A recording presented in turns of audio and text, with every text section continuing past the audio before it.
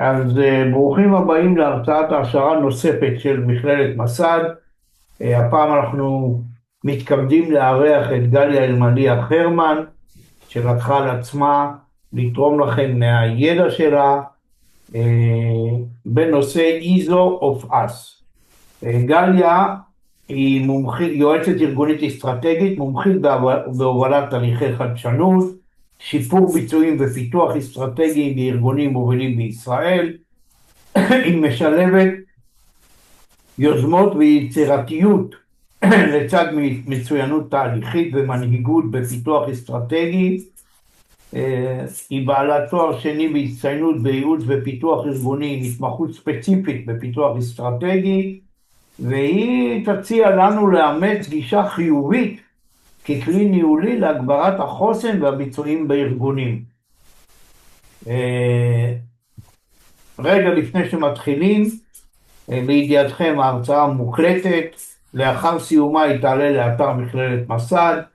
אנחנו מאוד ממליצים להיות עם מצלמה פתוחה אבל עם מיקרופון מושתק.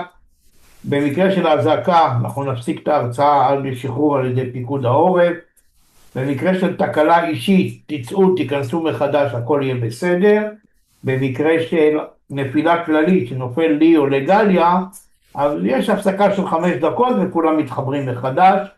שאלות תעלו לצ'אט ובסוף ההרצאה אני אעביר אותם לגליה, אם כי גליה סיפרה לי במהלך ההרצאה היא תשאל אתכם שאלות והיא מצפה לתשובות, נכון גליה? אני מקווה. מכללת מסד, מה שנקרא, נעבור לפרסומות. מכללת מסד היא מרכז ידע למצוינות ואיכות. אנחנו עושים קורסים של עורכי מבדקים פנימיים, ניהול סיכונים, מנהלי איכות מוסמכים ומהנדסי איכות מוסמכים, וקורס משולב לבקרת איכות והבטחת איכות. כל הקורסים בחסות האיגוד הישראלי לאיכות. ההרצאה הבאה בשלישי ליוני, חודש הבא, המרצה הוא יונתן וילי, בוגר המכללה, והוא ירצה לנו על המתח שבין מדע, רגולציה, תפעול, והשורה התחתונה, הרווח. אז זאת תהיה ההרצאה הבאה. עכשיו אני אפסיק את השיתוף שלי, וגליה תעשה את השיתוף שלה. שלום ליאת. גליה תעשה את השיתוף שלה, ונשמע אותה. אני לא ראיתי את ליאת כל כך הרבה זמן, אני שמחה לראות אותה פה. הדדי גם זו לגמרי. דרך להיפגש. אני חושב, ליאת, אנחנו נפגשים מחר, נכון? כן, בכנס באוניברסיטה הפתוחה, אבל את גליה אני אפילו עוד יותר מתרגשת לראות. חכי, טוב, תכף תראי, נדבר. טוב, אז נעים מאוד. תשתפי את המצגת שלך. אני משתפת את המצגת, אז נעים מאוד, ואני שמחה להיות פה, ותודה לאמנון שהזמין אותי.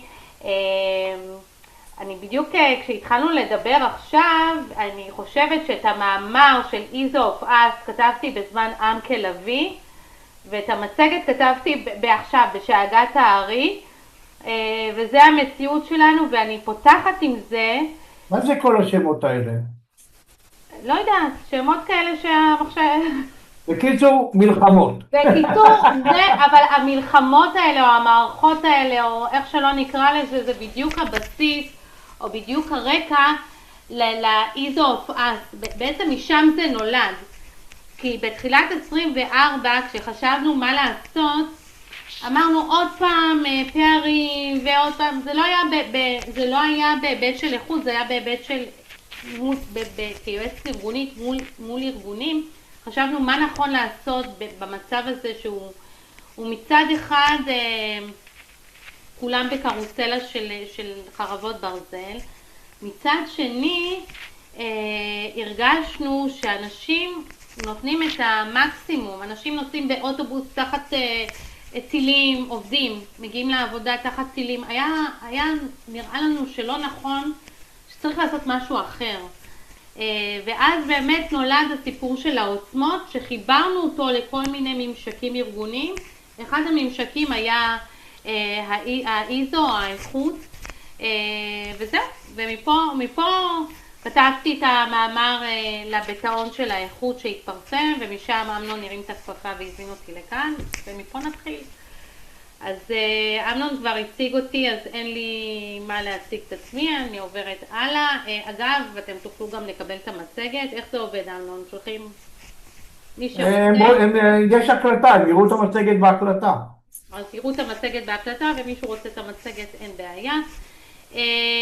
בעצם, כמו שאמרתי, במיוחד עכשיו דיברנו על מציאות מורכבת, בחרנו לחזק את היש. לא רק כדי לשרוד, לא לשרוד, אלא לשרוד, לא רק כדי לשרוד, כמו שאנדי גרופ אומר, חברות לא טובות נהרסות במשברים, חברות טובות שורדות משברים, אבל חברות מצוינות משתפרות במשברים. אז באמת אנחנו מסתכלים על אנדי גרופ, הוא המייסד של אינטל. בעצם אנחנו מסתכלים אנחנו רוצים לא רק לשרוד, אלא גם להשתפר וגם להתחזק, וככה זה עמד לנו מול העיניים. וכשאני מסתכלת, או כשאתם מסתכלים על אחוז הפעילות שלכם, אחוז פעילות האיכות בארגון, מסקרן אותי לשאול, מי שרוצה יכול להגיד בשט, או להגיב במיקרופון, או לא להגיב, כמה מדדים שלנו מתמקדים בהצלחות, או כמה מהפעילויות שלנו מתמקדים באמת בהצלחות, ובמינוף, וכמה מתמקדים בחריגות, בתקלות, בפערים, באי-התאמות. אני יכול להגיד, אם מותר לי להתחיל, שבמכללת מסד אנחנו בהחלט מתעסקים כל הזמן בחוזקות שלנו, מנסים לשפר אותם, מנסים לקחת את החולשות שאין הרבה ברוך השם, ולהפוך אותם לחוזקות. אנחנו כרגע נמצאים בשני תהליכים מאוד מעניינים, של להפוך את המכללה למכללה דיגיטלית, ולהכין את המכללה למענה לאיזו 42001, כי אנחנו נכנסים לתקופה של AI, וכולם צריכים, איך אומרים, איכשהו לעשות סטנדרטיזציה בתחום הזה. אז כל הזמן אנחנו רק חושבים קדימה, וזה בגלל המלכה האדומה. את מכירה את המלכה האדומה? המלכה האדומה של אליס אמרה לה, את צריכה לרוץ בכל הכוח רק בשביל להישאר במקום. וזה בדיוק מה שאנחנו עושים.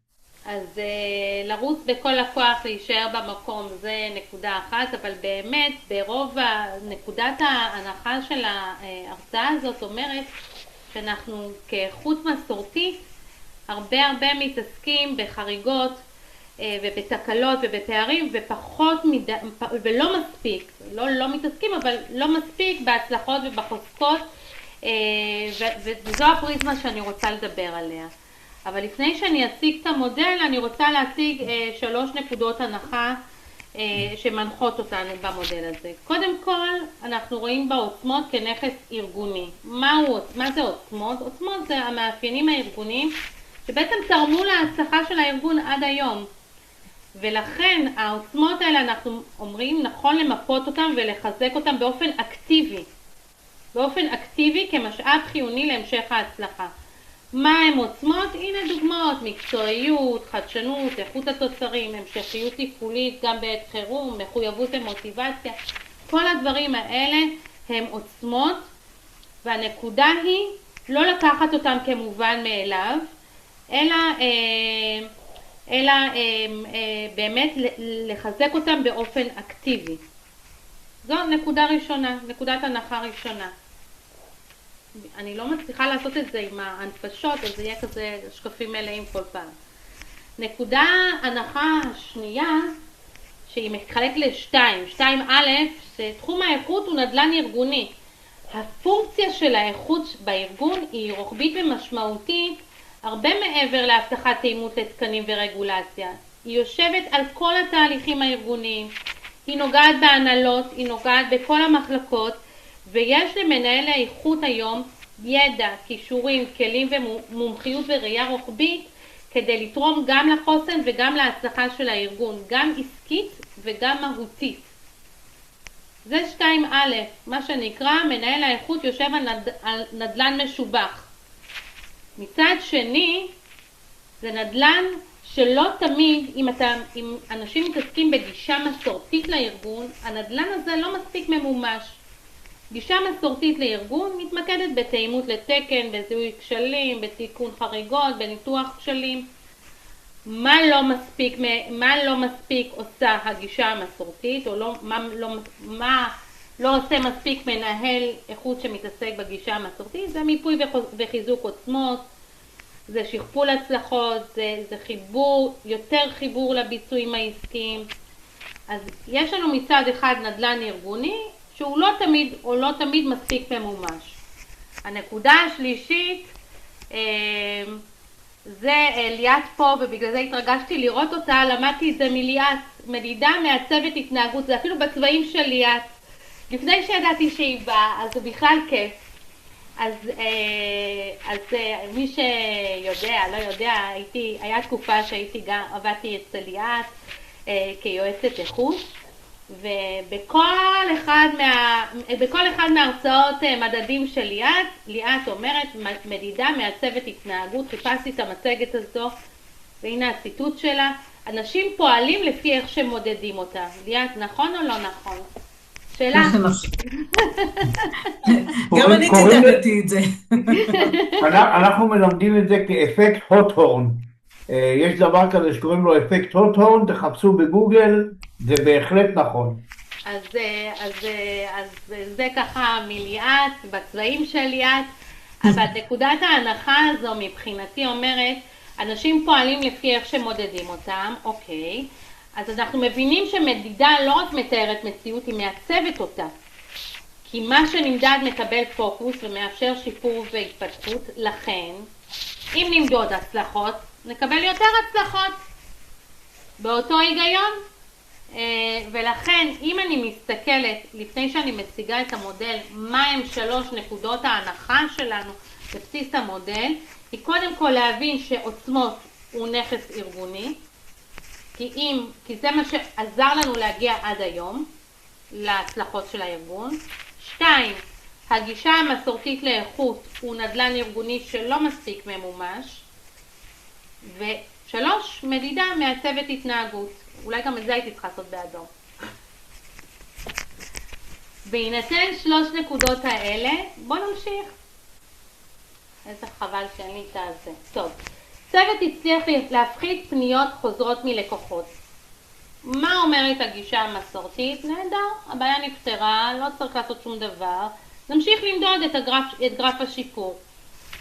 מה אומרת הגישה המבוססת עוצמות? רגע, קרה פה משהו, בוא נעצור באופן יזום, בוא נבין מה גרם לשיפור, מה הפעולות שיצרו את השיפור, איזה פעולות אקטיביות אנחנו רוצים, איזה פעולות אקטיביות סייעו לשימור הזה, ואיך אנחנו מרחיבים אותם לכלל הארגון כסטנדרט עבודה. כלומר, ISO of us לוקח גם את הגישה המסורתית וגם את הגישה מבוססת עוצמות ומחברת ביניהם. אותו דבר בדוגמה אחרת, ירידה בכמות הפסילות. מה אומרת הגישה המסורתית? מהמם, הבעיה נפתרה. לא נדרשת לעשות פעילות אקטיבית. אנחנו ממשיכים למדוד את הפסילות, את עלויות איכות. מה אומרת הגישה מבוססת עוצמות? אותו דבר, copy paste. רגע, בוא נפיק לקחים מההצלחה הזו, מהשיפור הזה. אנחנו עושים באופן יזום, מבינים מה גרם לשיפור, איזה פעולות יצרו את השיפור, איזה פעולות אקטיביות אנחנו רוצים לשמר, ואיך אנחנו מרחיבים אותן לכלל הארגון כסטנדרט עבודה. כשיש כשל, כאנשי איכות אנחנו יודעים מה צריך לעשות, אבל כשיש שיפור או הצלחה, מה אנחנו עושים? טוב, אז בעצם כמו שאמרתי עד כה, מודל איכות מבוסס עוצמות, בעצם זה שינוי תפיסה. כן, להמשיך, שינוי תפיסה ולא שינוי תפיסה. כי זו תפיסה שקיימת, אבל היא לא מספיק מתקיימת, היא לא מספיק מיושמת. אז איכות מסורתית, להמשיך כמובן לעמידה בתקנים ופעולות מתקנות וניהול סיכונים וכל התהליכים שאנחנו מכירים, אבל על הפלטפורמה הזו לא צריך להמציא פלטפורמה חדשה, להוסיף את הממד של העוצמות. ואז יש לנו שלם שבעצם הוא בסיס לאיכות מקדמת חוסן. יותר מעורבות של עובדים, יותר גישה פרואקטיבית, תרבות של הצלחות, שיפור מתמיד מבוסס עוצמות ולא רק פערים. טוב, אין לי את הזה, אז אם הגישה המסורתית מתמקדת בפעולות הנדרשות על מנת לעמוד בתקנים ורגולציה מתוך דגשים, כן, אנחנו בודקים במבדקים איפה הפערים, מה הפעולות המתקנות, השפה היא כזו, חד משמעית חשוב להמשיך לשמר את המסגרת הקיימת, היא בסיס יציב וחשוב. אבל אנחנו מדברים גם על איכות מבוססת עוצמות, על פריזמת היש. לא רק על פריזמת מה חסר, אלא גם הפריזמת היש. מה עובד בארגון, מה הכישורים, היכולות והמשאבים, כבסיס יציב ומוכח לפוטנציאל וצמיחה מושכלת. עוד פעם, לא כל מה שעבד בעבר רלוונטי להווה, אבל כל מה שעבד חשוב לבחון כדי לראות אם הוא רלוונטי להווה. זו גישה משלימה שמסתכלת לא רק על פערים, אלא למנף את הקיים לעוד יותר. ליתרונות וליכולות שיקדמו יציבות, המשכיות ומינוף בארגון. Okay? אז Ease of Us זה פריזמה שמשלבת בין עוצמות של גישת האיכות המסורתית לבין עוצמות הארגון. גישה פרואקטיבית לחיזוק הצלחה. מהות השינוי היא לא רק להתייחס לאיכות לא רק כמנגנון לתאימות ובקרה, לא רק האיכות המסורתית, אלא גם כמנוע צמיחה, לא רק במה שחסר, אלא גם מה עובד ואיך מגדילים אותו. אני שוב, בעיניים שלי, אני חושבת שתחום האיכות יכול להיות כלי לחיזוק חוסן, משמעות ומצוינות אישית, ארגונית ולאומית, שאני חושבת שהיא נקודה מהותית בעת הזאת. סליחה שאני מפריע, הוא בהחלט כלי, ואפשר לראות את זה בפעילות של הפרס הלאומי לאיכות, וגם בפעילות EFQM שיש בחלק מהארגונים בישראל, בהחלט לוקחים את האיכות כמאפשר מצוינות. תמשיך. אוקיי, תודה. אז המודל מורכב משלושה מרכיבים. אחד, מיפוי העוצמות הארגוניות, לזהות מה מצליח. 2, תהליכים תומכים, ו3, מדדים, והממד השלישי הוא מדדים עסקיים. אני אגע בכל אחד מהנקודות. את הנקודה הראשונה אני ארחיב יותר, כי הנקודה השנייה והשלישית זה מאוד מאוד עולמכם ואתם מאוד מאוד מכירים, אז אני אגע בזה, אבל במיפוי עוצמות אני אגע יותר. אז אם אנחנו מדברים על מיפוי עוצמות, אני מאמינה שנכון לשים את זה כממד חדש במבדקים הפנימיים ובישיבות סקרי הנהלה, same but different, כלומר להסתכל על שאלות כמו למפות את ההצלחות או למפות הישגים משמעותיים של הארגון בתקופה האחרונה, במה אנחנו גאים, ממה מרוצים הלקוחות, מה המאפיינים בארגון שתורמים להצלחות האלה, ממה מרוצים העובדים, מה תרם לכך, מה היתרון היחסי שלנו, מה הייחודיות שלנו. לבוא לישיבות הנהלה או להוסיף במבדקים שאלות בסגנון הזה. למשל, דוגמה, לקחתי סעיף 4.2 של צרכים וציפיות של מחזיקי העניין, שכולם מכירים את זה, ולשאול למשל על הבסיס של הסעיף הזה, מי הם בעלי העניין שמחזקים את החוסן שלנו, מה תרומתם, ממה הם מרוצים, איך ניתן לשמר את הגורמים של שביעות הרצון שלהם, איך ניתן להגדיל את שביעות הרצון שלהם. אני גם אשאל מנגד מי הם בעלי העניין שמחלישים את החוסן, ומה הצעדים הנדרשים כדי למזער אותם, לבטל את ההשפעה שלהם. זאת אומרת, צרכים וציפיות של מחזיקי העניין הוא לא רק המיפוי, אלא לקחת את זה עוד רמה קדימה. דוגמה אחת. דוגמה נוספת שאני רוצה להראות, דילגתי, זה הנושא של שיפור בסעיף 10. כל הפעולות המתקנות וכל ושיפור מתמיד. הייתי עוד פעם על אותו בסיס, לא נדרש לכתוב תקן חדש, אבל כן להוסיף שאלות לשאלון הקיים או לסעיפים הקיימים. מה הם גורמי הצמיחה המרכזיים של הארגון? איך האיכות תורמת למינופם? מה סייע לנו להצליח השנה? איך לשכפל את ההצלחות באופן מערכתי, לא רק נקודתי? זו נקודה מהותית. היה לנו הישג מעולה, איך אנחנו הופכים את זה לא תלוי אנשים, לא תלוי מחלקה, משהו שהוא מערכתי ארגוני. מה כוללות פעולות השיפור המתמיד שלנו? עכשיו, אני אגיד ככה בסוגריים, ויש פה את ליאת עדה, הייתי במבדקים, הצגנו שיפור מתמיד.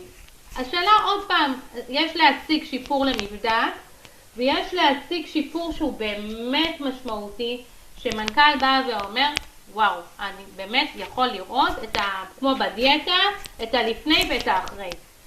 אוקיי? באיזה אופן זה משפיע על הארגון?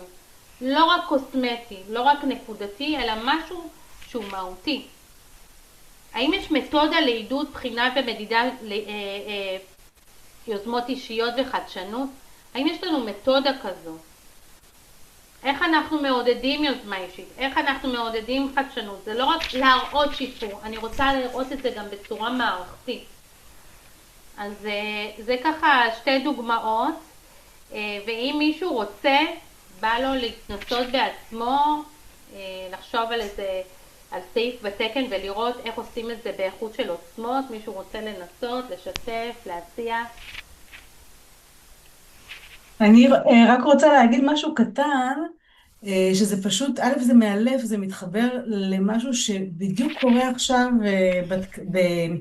בתקנים. יש עכשיו הרי עדכון של כל מיני תקנים, אז אני שמה רגע את התקן של הגנת הסביבה בצד, כי שם הם לא השכילו לעשות את זה, אבל נגיד בתקן של 9001, שכולם מכירים, ממש הפרידו סעיף סיכונים להזדמנויות, מתוך איזושהי הבנה שאנשים התבלבלו ולא הבינו מה זה הזדמנויות, הם חשבו שזה הצד החיובי של הסיכון וזו טעות, ויש שם ממש הסבר גדול בנספח של התקן, שמדבר בחיי בול על מה שאת אומרת כאן, על זה שצריך לקחת הזדמנויות ולמנף אותם, ומדברים שם על חוסן ארגוני ועל צמיחה, אבל צודקת, השרירים האלה לא מפותחים אצל כולנו, אני לא אשקר, אבל ממש זה החידוש, זה בין החידושים, אחד הדברים שממש מדברים עליהם ומנסים לקחת את עולם האיכות אליו, זה מקסים בעיניי. תודה ליאת, אני חייבת להגיד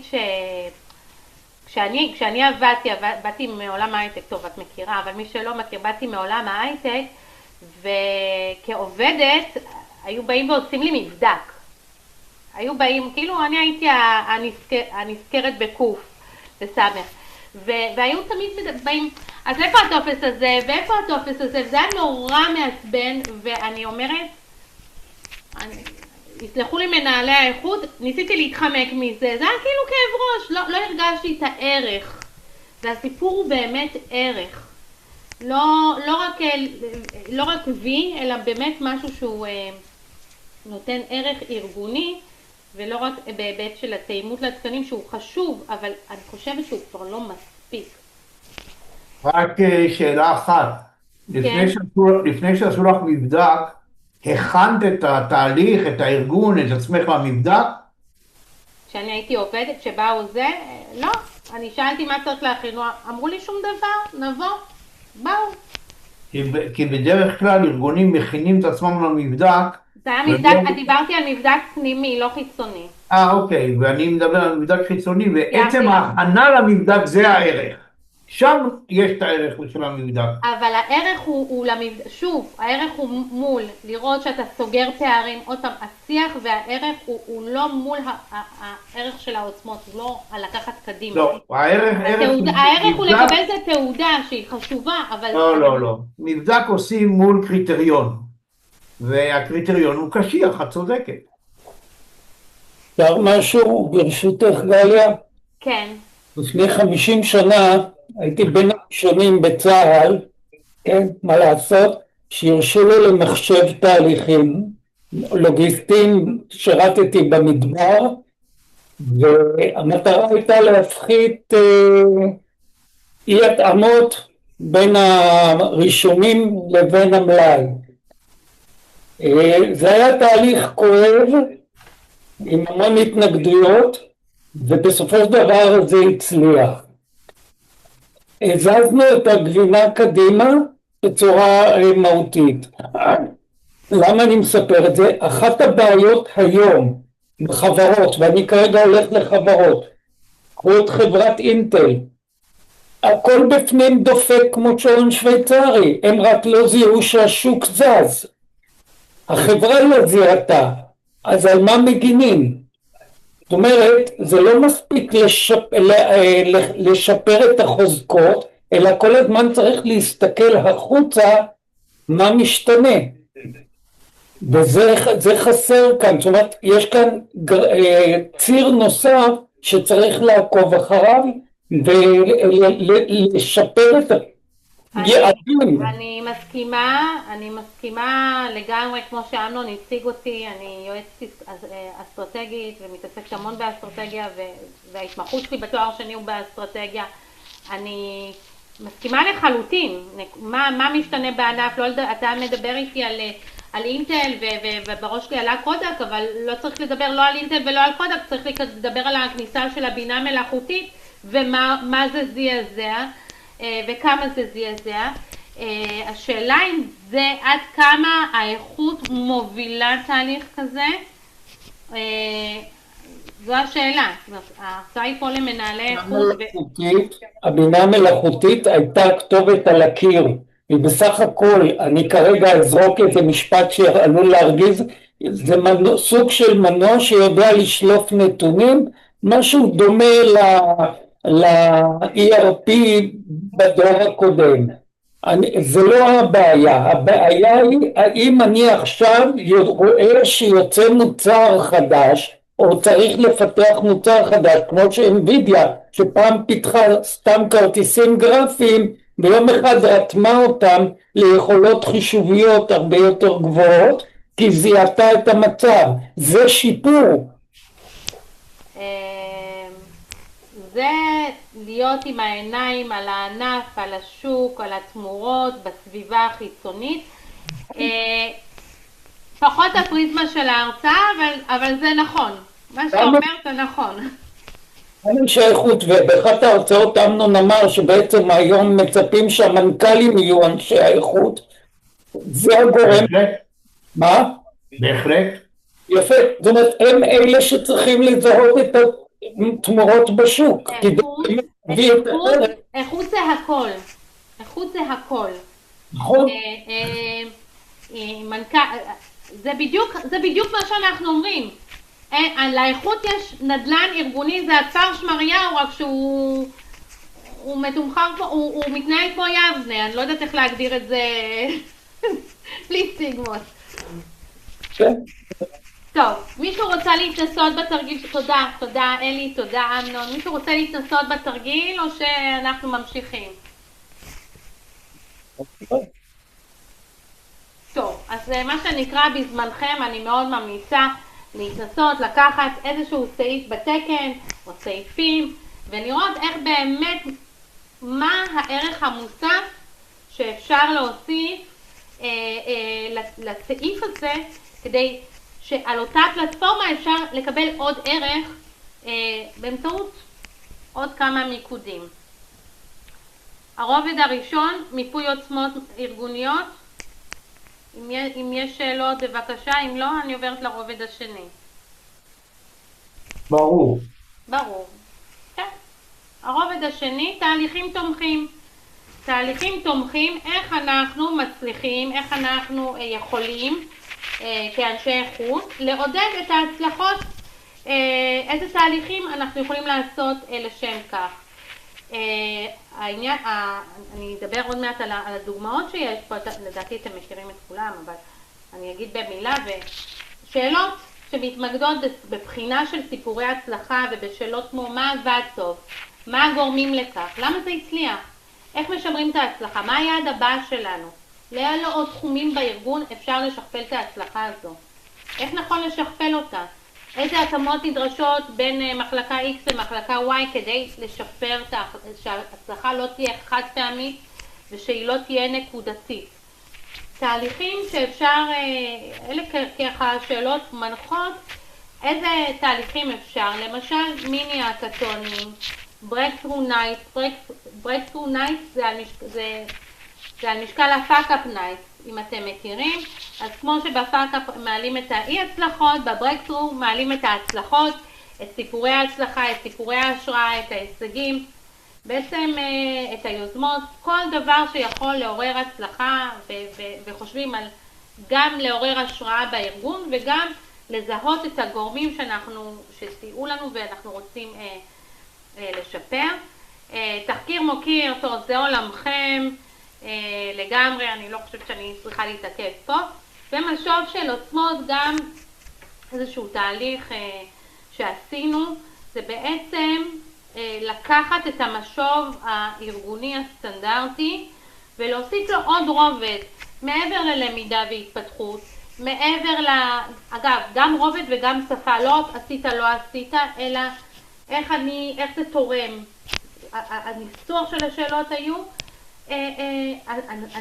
השאלות היו בצורה הרבה יותר חיובית, וגם הוספנו סעיף שמדבר על איפה אני מרגיש משמעותי, איפה החוזקות שלי תרמו לארגון, באיזה הישגים אני גאה בתוך הארגון, באיזה הישגים אני גאה, אם זה שנתי, אז השנה, מה היה עבורי משמעותי, איך אני הייתי משמעותי לארגון. זאת אומרת, השיח הופך להיות שיח שרואה את עצמי כחלק ממארג ההצלחה, ואיך הייתי רוצה, הצד השני זה מה הייתי רוצה עוד לשמר, מה עוד הייתי רוצה להתפתח. אז זה ככה הרובד של התהליכים התומכים. גלי, הפיטורים כמו בפייסבוק זה תהליך תומך? לא שמעתי. מה השאלה? פיטורים. אחת מהבעיות, ועברתי כזה תהליך שבעצם מביא לשינוי ארגוני. חברות היום בעקבות השינויים מפטרות 8,000 עובדים בפייסבוק כדי לשפר את ההצלחה, בסופו של דבר מחיר המניה בוול סטריט. אלי, אתה מעלה שני